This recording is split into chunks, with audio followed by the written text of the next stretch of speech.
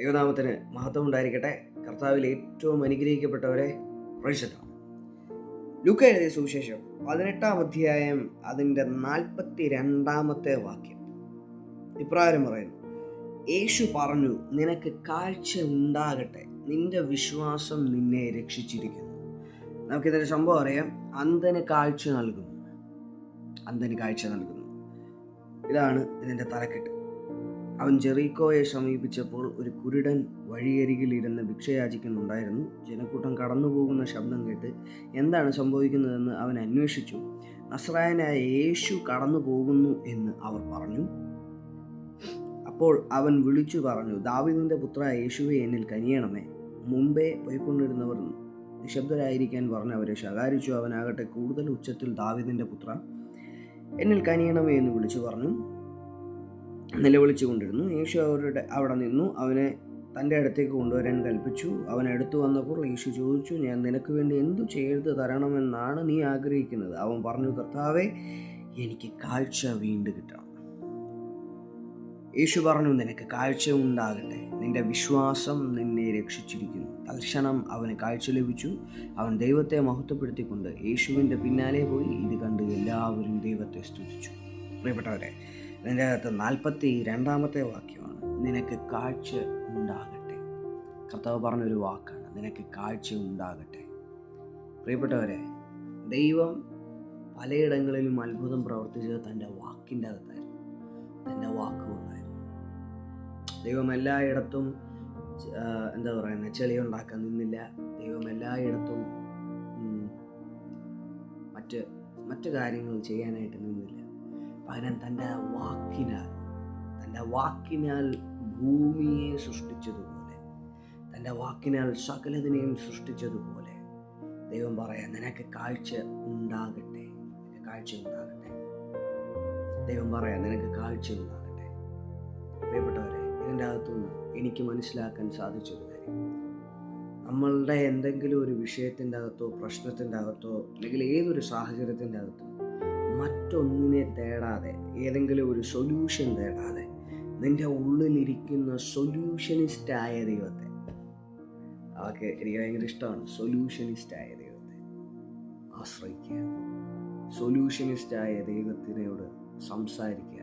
എൻ്റെ സാഹചര്യം ഇങ്ങനെയാണ്, ഇനിയും അതിനുള്ള ധൈര്യമില്ല എങ്കിൽ, അല്ലെങ്കിൽ എനിക്കിനി കരയാൻ വയ്യ എന്ന് പറഞ്ഞിരിക്കുന്ന മാനസികാവസ്ഥയിലാണെങ്കിൽ, നീ പറയുക, നിന്റെ വാക്ക് പുറത്തേക്ക് വരട്ടെ.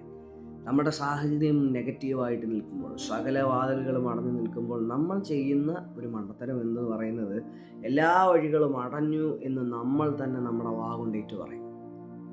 നമ്മൾ തന്നെ ആ വേർഡിനെ റിലീസ് ചെയ്യും, എല്ലാ സാഹചര്യങ്ങളും അടഞ്ഞു.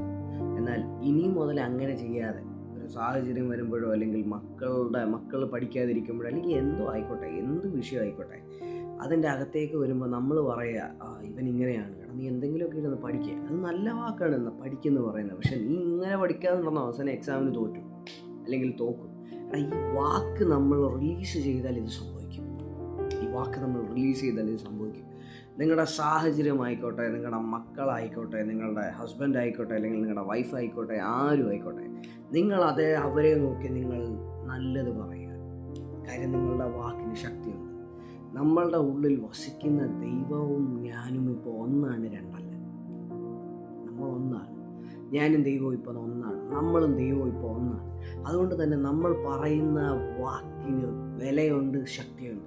കാര്യം വചനം പറയുന്നത് ഇങ്ങനെയാണ്, ഏശയ്യാ പ്രവാചകന്റെ പുസ്തകത്തിൽ, മഴ പെയ്യും ഭൂമിയിലേക്ക്, അത് തിരികെ ഫലരഹിതമായി അത് വരുന്നില്ല. ഇതുപോലെയാണ് എൻ്റെ വാക്കും, ഇതുപോലെയാണ് ദൈവത്തിൻ്റെ വാക്കും. ദൈവം ഉണ്ടാകട്ടെ എന്ന് പറഞ്ഞപ്പോൾ ഒരു 10 മിനിറ്റ് കഴിഞ്ഞിട്ടല്ല ദൈവം അതുണ്ടായത്. ദൈവം ഉണ്ടാകട്ടെ എന്ന് പറഞ്ഞപ്പോൾ അതുണ്ടായി. വെളിച്ചം ഉണ്ടാകട്ടെ എന്ന് പറഞ്ഞപ്പോൾ വെളിച്ചം ഉണ്ടായി. ഇതുപോലെ തന്നെയാണ് നമ്മുടെ വാക്കും ഇരിക്കുന്നത്. കാര്യം ഞാനും ദൈവവും ഇപ്പോൾ ഒന്നായിരിക്കുകയെ. അപ്പോൾ മറ്റുള്ളത്, അല്ലെങ്കിൽ ഞാൻ പറയുന്ന സാഹചര്യം എന്നെ അല്ല കാണാൻ നിൽക്കുന്നത്, ഞാൻ പറയുന്ന വാക്ക് ദൈവത്തിൻ്റെതാണെന്ന് കരുതിയിട്ടാണ് അവരത് അനുസരിക്കുന്നത്. അതായത് ഇപ്പോൾ ഒരു ഓഫീസിൽ ഒരു സീനിയർ മാനേജർ വന്നിട്ട് ജസ്റ്റ് ഒരു എംപ്ലോയിയോട് പറയുകയാണ്, നീ ഇന്ന് വൈകുന്നേരം എനിക്ക് വേണ്ടി പോയി ഒരു കാര്യം ചെയ്യണം. ഇവൻ ഒരു എംപ്ലോയിയാണ്, ഇവൻ ഇദ്ദേഹത്തിൻ്റെ പേഴ്സണൽ അസിസ്റ്റൻറ്റോ അല്ലെങ്കിൽ ഇവൻ്റെ എന്താ പറയുക ക്ലർക്കോ അങ്ങനെയൊന്നുമല്ല. പക്ഷേ ഈ സീനിയർ മാനേജർ പറഞ്ഞു എന്നുള്ള ഒറ്റ കാരണത്താൽ ഈ എംപ്ലോയി ഇത് ചെയ്തിരിക്കണം, അല്ലെങ്കിൽ ചെയ്തിരിക്കും. ഇനി അവനെങ്ങാനും ഇഷ്ടപ്പെട്ടില്ല, അല്ലെങ്കിൽ ആ വ്യക്തിത്വത്തിനെങ്ങാനും ഇനി വേണ്ട എന്ന് പറഞ്ഞു കഴിഞ്ഞാൽ എംപ്ലോയി പറയും നീ, അല്ലെങ്കിൽ സീനിയർ മാനേജർ എംപ്ലോയിയോട് പറയും, ശരി നീ ഇനി ഈ കമ്പനിയിൽ വർക്കിങ്ങിന് നിനക്ക് യോഗ്യതയില്ല എന്ന് പറഞ്ഞ് തള്ളിക്കളയാം. അല്ലെങ്കിൽ അവനെ മാറ്റിയിട്ട് ആ പോസ്റ്റിലേക്ക് വേറൊരു എംപ്ലോയിനെ എടുത്ത് വെക്കാം. ഓക്കെ, അപ്പം ഇതാണ് അധികാരം എന്ന് പറയുന്നത്. ഇതേ അധികാരം ഇപ്പോൾ നമ്മളുടെ വായിലായിരിക്കുന്നത്, നമ്മളുടെ ഈ നാക്കിലായിരിക്കുന്നത്. കാര്യം സങ്കീർത്തനത്തിനകത്ത് പറയുന്നത് ഇങ്ങനെയാണ്, ജീവനും മരണവും ഞാൻ നിന്റെ മുമ്പിൽ വെച്ചിട്ടുണ്ട്, ജീവനും മരണവും ഞാൻ നിന്റെ മുമ്പിൽ വെച്ചിരിക്കുന്നു, നിനക്ക് ഇഷ്ടമുള്ളത് നിനക്ക് തിരഞ്ഞെടുക്കാം. സങ്കീർത്തനത്തിൻ്റെ അകത്ത് സങ്കീർത്തനം 23 പറയുന്നത് എങ്ങനെയാണ്, എൻ്റെ ശത്രുക്കളുടെ മുമ്പിൽ കർത്താവേ നീ എനിക്ക് വിരുന്നൊരുക്കുന്നത്, അല്ലെങ്കിൽ അവിടുന്ന് എനിക്ക് വിരുന്നൊരുക്കി, എൻ്റെ ശത്രുക്കളുടെ മുമ്പിൽ അവിടുന്ന് എനിക്ക് വിരുന്നൊരുക്കി, എൻ്റെ പാനപാത്രം അങ്ങ് കവിഞ്ഞൊഴുക്കി. പ്രൈസല്ലോ. അതായത് ഇത് പറയാനുള്ളതിൻ്റെ കാരണം, ഞാനും ദൈവവും ഇപ്പോൾ ഒന്നാണ്, നമ്മൾ രണ്ടുപേരും ഒന്നാണ്. അതായത് ഞാനും പിതാവും ഇപ്പോൾ ഒന്നായിരിക്കുന്നു ത്രൂ ജീസസ് ക്രൈസ്റ്റ്. യേശു ക്രിസ്തുവിലൂടെ ഞാനും പിതാവും ഇപ്പോൾ ഒന്നാണ്. അതുകൊണ്ട് നമ്മൾ പറയുന്ന വാക്കുകൾ, അതെന്തോ ആയിക്കോട്ടെ, നല്ല വാക്കാകാം, ചീത്ത വാക്കാകാം, അത് സംഭവിക്കും. അത് സംഭവിക്കാതെ പോകത്തില്ല. കാരണം ഈ പറയുന്ന വാക്കുകൾ ക്യാരി ചെയ്യുന്ന ഒരു അന്തരീക്ഷമുണ്ട്. കാര്യം നീ ക്രിസ്തുവിലായിരിക്കുമ്പോൾ നീ എന്ന് പറയുന്ന വ്യക്തിത്വത്തെ ദൂതന്മാർ അംഗീകരിക്കുന്നു. ഞാനെന്ന് പറയുന്ന, അല്ലെങ്കിൽ നമ്മളെന്ന് പറയുന്ന വ്യക്തിത്വത്തെ ദൂതന്മാർ അംഗീകരിക്കുന്നു. അതുകൊണ്ട് നീ പറയുന്നത് അവർക്ക് ചെയ്യാതിരിക്കാൻ പറ്റത്തില്ല, നിന്നെ അവർക്ക് അനുസരിക്കാതിരിക്കാൻ പറ്റത്തില്ല, അനുസരണക്കേട് കാണിക്കാൻ പറ്റത്തില്ല. കാര്യം ഞാൻ എന്താണ്, അതോറിറ്റിക്കകത്താണ് നമ്മൾ അറിഞ്ഞോ അറിയാതെയോ നടക്കുന്നത്, അതോറിറ്റിക്കകത്താണ്.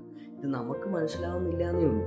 അതുകൊണ്ട് ചെയ്യേണ്ട ഒരു കാര്യം എന്ന് പറഞ്ഞു കഴിഞ്ഞാൽ, ഇനിയും നമ്മൾ നെഗറ്റീവ് വാക്കുകളെ ഉപേക്ഷിക്കുക, നെഗറ്റീവിനെ കംപ്ലീറ്റ് ആയിട്ട് മാറ്റിക്കളയുക, എന്നിട്ട് പോസിറ്റീവിനെ ചിന്തിക്കുക, പോസിറ്റീവുകൾ പറയുക.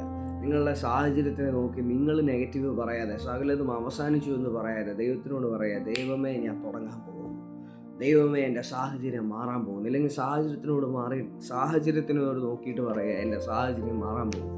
കാര്യം പണ്ട് ബഹുമാനപ്പെട്ട ദാനിയേലച്ചൻ പറഞ്ഞൊരു വാക്ക്, ദൈവം നിനക്ക് എന്തായി വരണമെന്ന് നീ ആഗ്രഹിക്കുന്നു അത് തന്നെയാകും ദൈവം നിനക്ക്. ദൈവത്തെ നീ അപ്പ എന്ന് വിളിച്ചാൽ ദൈവം നിനക്ക് അപ്പനായി ഇറങ്ങി വരും. ദൈവത്തെ നിനക്ക് നല്ലൊരു കൂട്ടുകാരനായി വിളിച്ചാൽ ദൈവം നിനക്ക് കൂട്ടുകാരനായി വരും. ദൈവത്തെ നിനക്ക് ദൈവമായും വരാം. ഇത് മൂന്ന് ഓഫീസുകളാണ്. ദൈവമായി വന്നു കഴിഞ്ഞാൽ പ്രിയപ്പെട്ടവരെ, നിൻ്റെ സാഹചര്യം മാത്രമല്ല നീ ബ്ലസ്ഡ് ആകും. ദൈവം നിൻ്റെ അപ്പനായി വന്നു കഴിഞ്ഞാൽ പിന്നെ അപ്പൻ്റേതായിട്ടുള്ള എല്ലാ വിഷയവും ദൈവം ചെയ്യാനായിട്ട് തുടങ്ങും. ദൈവം നല്ല കൂട്ടുകാരനായി വന്നു കഴിഞ്ഞാൽ നിന്നെ പിന്നെ ഇവൻ സപ്പോർട്ട് ചെയ്യുന്നത് പോലെ, ആ കൂട്ടുകാരൻ സപ്പോർട്ട് ചെയ്യുന്നത് പോലെ വേറെ ആരും സപ്പോർട്ട് ചെയ്യാത്ത വിധത്തിൽ ദൈവം നിൻ്റെ കൂടെ നിൽക്കും. അതുകൊണ്ട് പ്രിയപ്പെട്ടവരെ, നമ്മളുടെ നാക്കിനെ നിയന്ത്രിക്കാൻ ദൈവത്തിനോട് പറയുക. എല്ലാ സാഹചര്യത്തെയും നോക്കി നെഗറ്റീവ് പറയാതെ പോസിറ്റിവിറ്റി പറയുക. അതായത് കർത്താവ് പറയുന്നത് എങ്ങനെയാണ്, കാഴ്ച ഉണ്ടാകട്ടെ. ദൈവം ആദിയിൽ പറഞ്ഞു വെളിച്ചം ഉണ്ടാകട്ടെ. ദൈവം ചോദിച്ചില്ല വെളിച്ചമേ ഒന്ന് വരാമോ, കാഴ്ചയോട് ചോദിച്ചില്ല കാഴ്ചയെ ഒന്ന് വരാമോ എന്ന് ചോദിച്ചില്ല, അധികാരത്തോടെ പറഞ്ഞു ഉണ്ടാകട്ടെ. ഉണ്ടായി. കാര്യം ദൈവത്തിൻ്റെ ഹൃദയത്തിൻ്റെ അകത്ത് ഓൾറെഡി ദൈവം വിഷൻ കണ്ടിട്ടായിരിക്കുന്നത്, ദർശനം കണ്ടിട്ടായിരിക്കുന്നത്. അതിൻ്റെ അകത്തുനിന്ന് ദൈവം പറഞ്ഞത് ഉണ്ടാകട്ടെ. ദൈവത്തിൻ്റെ മുമ്പിൽ, അല്ലെങ്കിൽ യേശുവിൻ്റെ മുമ്പിൽ എല്ലാ ആൾ വന്നപ്പോഴും ദൈവം പറഞ്ഞതും ചെയ്തതും എല്ലാം വിഷൻ കണ്ടിട്ടായിരുന്നു. കാര്യം യേശു തന്നെ പറയുന്നുണ്ട്, എൻ്റെ പിതാവ് കാണിക്കാത്തതൊന്നും ഞാൻ ചെയ്യുന്നില്ല, എനിക്ക് കാണിക്കാനോ ചെയ്യാനോ എനിക്ക് പറ്റത്തില്ല. എൻ്റെ പിതാവാണ് സകലതും. ഡയറക്റ്റ്ലി പറയുക, എൻ്റെ പിതാവാണ് സകലതും. എൻ്റെ പിതാവ് എന്നെ കാണിക്കാത്തതൊന്നും എനിക്ക് ചെയ്യാൻ പറ്റത്തില്ല. എൻ്റെ പിതാവ് എന്നോട് പറയാത്തതൊന്നും എനിക്ക് ചെയ്യാൻ പറ്റില്ല, എനിക്ക് സംസാരിക്കാൻ പറ്റത്തില്ല. അതായത് ദൈവം യേശുവിനെ ഒരു ടൂളായി ഉപയോഗിച്ചു എന്ന് വേണമെങ്കിൽ പറയാം, ദൈവത്തിൻ്റെ സ്നേഹത്തെ വെളിപ്പെടുത്താൻ. അതുകൊണ്ട് പ്രിയപ്പെട്ടവരെ, എനിക്ക് നിങ്ങളോട് പറയാനുള്ളത്, നിങ്ങളുടെ സാഹചര്യത്തെ നോക്കി നിങ്ങൾ കൽപ്പിക്കുക. നിങ്ങളുടെ വാക്കിന് വിലയുണ്ട്. കാര്യം ഞാനും, അല്ലെങ്കിൽ നമ്മൾ ഓരോരുത്തരും ക്രിസ്തു ഇപ്പോൾ രണ്ടല്ല ഒന്നാണ്. ആ വാക്കിനെ ക്യാരി ചെയ്യാൻ ദൂതന്മാർ വെയിറ്റ് ചെയ്യുക, അതിനെ നടപ്പിലാക്കാൻ കർത്താവ് വെയിറ്റിംഗാണ്.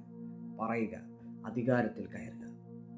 അതുകൊണ്ട് കരഞ്ഞിരിക്കാതെ ജീവിതത്തിൽ കയറുക, അധികാരത്തിലേക്ക് കയറുക. ദൈവം നിങ്ങളെ സമൃദ്ധമായി അനുഗ്രഹിക്കട്ടെ. പ്രിയ പിതാവേ, ഞാനിവരെ ബ്ലസ് ചെയ്ത് പ്രാർത്ഥിക്കുന്നു. കർത്താവെ, ആ ജ്ഞാനത്തെ അങ്ങ് തുറക്കണമെന്ന് പ്രാർത്ഥിക്കുന്നു. കർത്താവെ, ആ അധികാരത്തിലേക്ക് ഇവർ കടന്നു വരട്ടെ എന്ന് പ്രാർത്ഥിക്കുന്നു. പിതാവേ, ഇവർ നിങ്ങളുടെ മക്കളാണല്ലോ, ഞങ്ങളെല്ലാവരും അങ്ങയുടെ മക്കളാണല്ലോ.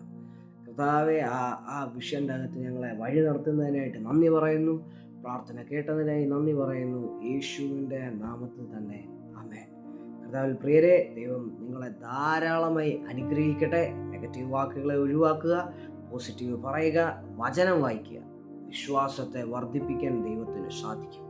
ദൈവത്തിൻ്റെ ആത്മാവ് നമ്മുടെ ഉള്ളിൽ വസിക്കുന്നു. ആ ആത്മാവുമായി നമുക്കൊരു ബന്ധമുണ്ട്, നമുക്കൊരു ഫെല്ലോഷിപ്പുണ്ട്. ദൈവം നിങ്ങളെ സമൃദ്ധമായി അനുഗ്രഹിക്കട്ടെ. Thank you.